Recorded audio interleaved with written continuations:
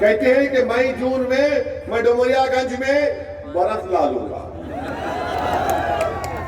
अरे भाई कैसे लाएंगे? आपके पास क्या हिसाब वो ज्यादा खा रहे आप रात में? कैसे लाएंगे? नौकरी नहीं दे सके, सांड का मसला हल नहीं कर सके, शिक्षा के लिए कितने स्कूल खोले आपने बताओ? स्कूल खोले यहां पर, डिग्री कॉलेज है यहां पर। कोविड की दूसरी वेव में लोग तड़प तड़प कर नहीं मरे जब इनको नमक याद नहीं आया, जब एक गरीब ऑक्सीजन के लिए तड़प रहा था, अस्पताल का बेड के लिए तड़प रहा था, बेड मिला तो दवाई के लिए तड़प रहा था। कहां थी सरकार? ये सबको कह दिया कि जाओ। इसीलिए इलाहाबाद हाई कोर्ट ने कहा था कि योगी सरकार ने राम भरोसे सबको छोड़ दिया है। कोर्ट ने कहा था ये बात, हमने नहीं कहा।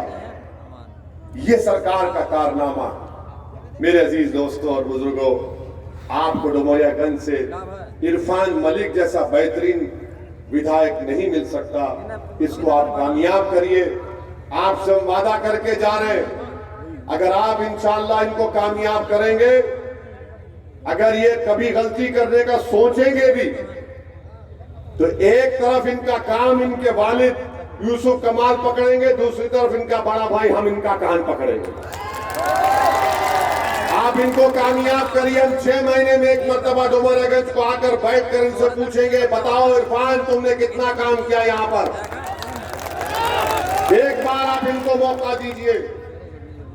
आप जानिए कि हम हैदराबाद में, हम कोई बड़े परिवार से, बड़े आला जात के खानदान से नहीं आए हम लोग। हम कोई नवाब के खानदान के नहीं है। हमारे बुजुर्ग भी मेहनत मजदूरी करते थे, वकालत की, हम जुस्तजू किए, हमारे बुजुर्ग जुस्तजू किए, मेहनत किए, जेल की सोबतों को बर्दाश्त किए, तकालीफ उठाए। और असदुद्दीन ओवैसी अगर डुमरियागंज को यहां तक पहुंचाए तो मेरा सियासी सफर कोई महलात से निकल कर नहीं आया हूं यहां पर। मैं कोई चमन में टहल कर नहीं आया हूं यहां पर।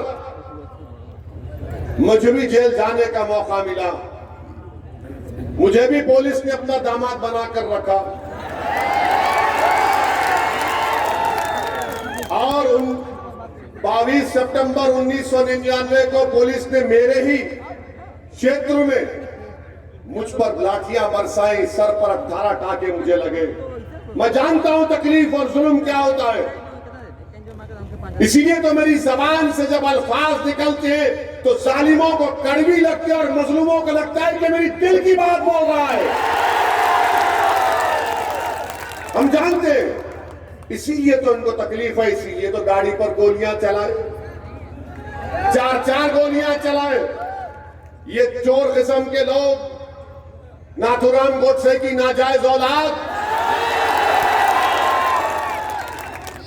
हम जब टोल गेट पर रुके तो 4 गोलियां चलाए। अल्लाह ने फैसला कर लिया था कि आज हम नहीं मरेंगे, तो अल्लाह ने बचा दिया। आपकी दुआएं थी, हमारी मां की दुआ थी। अब यहां पर अगर कोई कह रहा है कि ओवैसी आएगा तो ऐसा करूंगा वैसा करूंगा, मैं उनसे कहना चाह रहा हूं,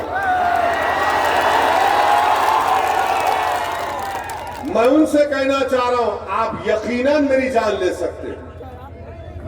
आप यकीनन मेरी जान ले सकते हैं, क्योंकि आप जान ही ले सकते हैं ना, जान नहीं बचा सकते आप दिलों को तोड़ सकते हैं। दिलों को मिलाने का काम तो पंडित जी ने कर दिया, इरफान को यहाँ पर प्रत्याशी बनाकर। आप नफरत की बात करेंगे, मैं मोहब्बत को आम करूंगा।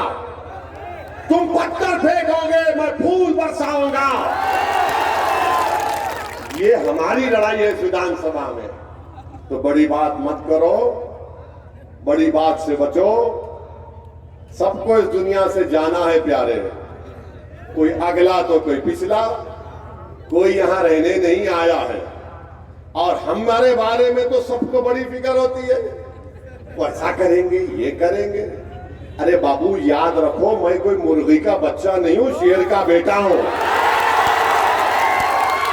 मैंने आज तक कोई सिक्योरिटी ली ना कभी लूंगा इंशाअल्लाह ताला। जंगल में शेर अकेला ही फिरता है ना।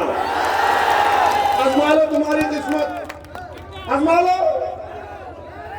आजमा लो तुम्हारी किस्मत। अगर अल्लाह ने लिखा मुकद्दर में कि शहादत मेरी मुकद्दर में है, तो मैं कहूंगा अल्लाह, हक तो यह है कि हक अदा ना हो सका।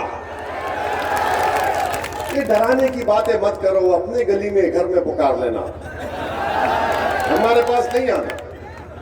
और जब हम संसद में 5 मिनट के लिए तकरीर का मौका स्पीकर साहब हमको देते, तो 300 बीजेपी के एमपी कान लगाकर सुनते, अब क्या बोलेगा, क्या बोलेगा, क्या बोलेगा। समझे ना?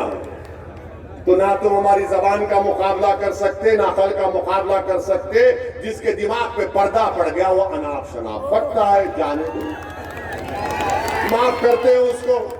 बेचारे को अपनी शिकस्त नजर आ गई कि पंडित जी खड़े हो गए, ये समाज खड़ा हो गया, इरफान जीत रहा है, तो अनाप शनाप बोखलाहट में बोलना शुरू कर दिए। जमीन खिसक रही है, नजर आ रहा है कि हार होगी, यहाँ से कामयाबी इरफान की होगी, और अल्लाह इरफान को इरफान बनाएगा इंशाअल्लाह। इसीलिए बोखलाहट में आकर बहुत सी बातें करते हैं। अच्छा, हाँ आते हैं भैया, किसी को नहीं छोड़ेंगे, कर्जा किसी का नहीं रखेंगे।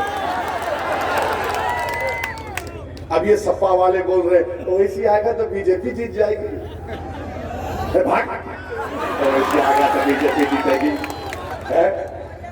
हम तो क्या 2019 का चुनाव लड़े, पार्लियामेंट का लड़े थे हम। हमारा कोई प्रत्याशी था नहीं, हमारा कोई प्रत्याशी था 19 में। तुमने बीजेपी को वोट दिया तुमने? हमने तुमसे कहा था ये हमारे एजेंट आकर तुमको बोले, नहीं दिए ना। तुमने बीजेपी को कितनों ने वोट नहीं दिया था 19 में? हाथ उठाओ। अब ये हमारा हमको जिम्मेदार, ये हमारा हाल ऐसा है कि कल अखिलेश यादव के घर में अगर भैंस दूध नहीं देगी तो बोलेंगे नहीं, भैंस ने ओवैसी का भड़का भाषण सुन लिया था, इससे दूध नहीं देगी।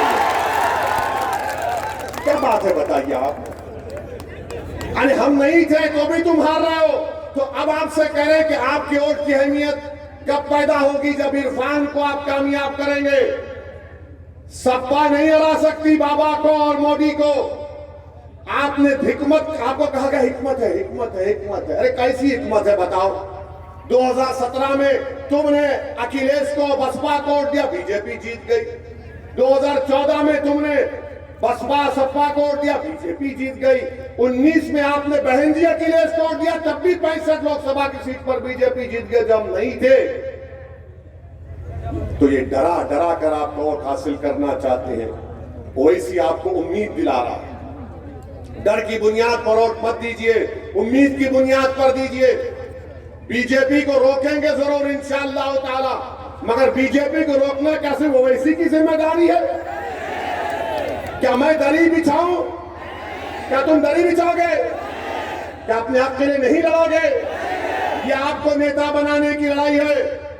आप नेता जब बन जाएंगे इंशाअल्लाह, तो ये अखिलेश को यही तकलीफ है, ये आखिर हाँ ये है कौन जो आकर गरीब मजलूम की आवाज में उनके मसाइल को बयान कर रहा है और हमारा डर निकाल रहा है। बीजेपी को भी लग रहा है कि गर्मी तो निकल गई, और हमने अब जो गर्मी पैदा की ना बाबा, वो सुबह कयामत तक गर्मी रहेगी, याद रखो। तो सपा के बात में मत आइए, कोई दम नहीं है, सपा कुछ कर ही नहीं सकती। सपा तो बीजेपी, अरे याद रखिए अखिलेश